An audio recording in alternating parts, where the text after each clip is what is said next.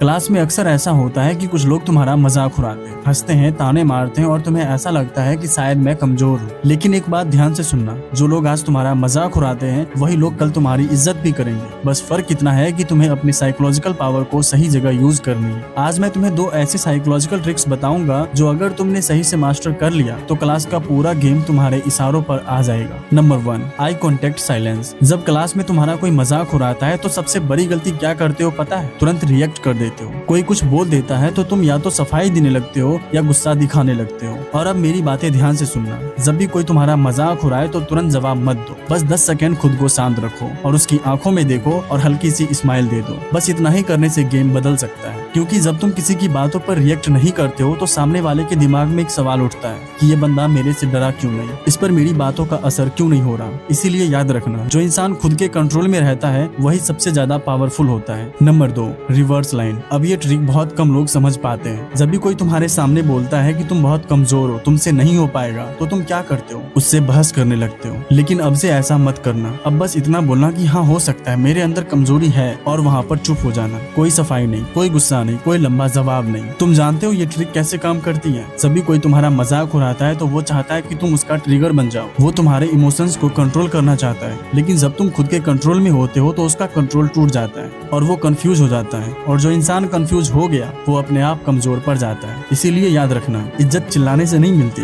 इज्जत मिलती है शांत रहने से, खुद के कंट्रोल में रहने से और सही समय पर सही बातों का जवाब देने से। आज तुम्हारा मजाक उड़ाने वाले लोग कल तुम्हारी शांत रहने वाली आदतों से डर भी सकते हैं।